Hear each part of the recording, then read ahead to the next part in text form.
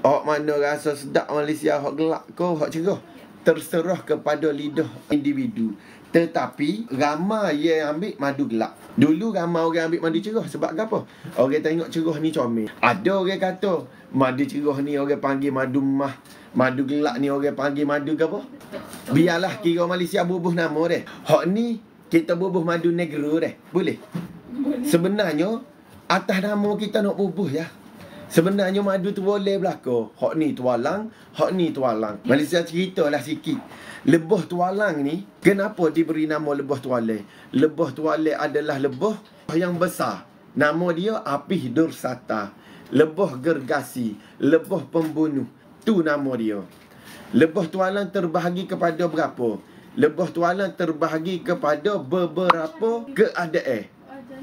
Dia berada di batu. Pernah tak saya sahabat jumpa lebah dia buat di batu. Selain daripada di batu, dia buat juga di bangunan ataupun tangki air. Tangki air tu diperbuat daripada gapo? Siming. Tapi dia pergi tempik di situ. Ada juga lebah tualang yang suka duduk di pokok yang tinggi-tinggi.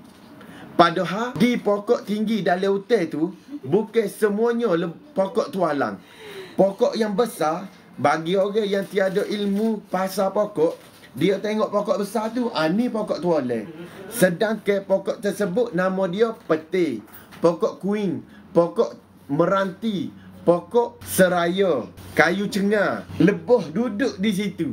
Tapi orang tak panggil lebah cengar, orang tak panggil lebah mempeti, orang tak panggil lebah kuing, orang tak panggil lebah bunuk, orang tak panggil lebah kepah, orang tak panggil.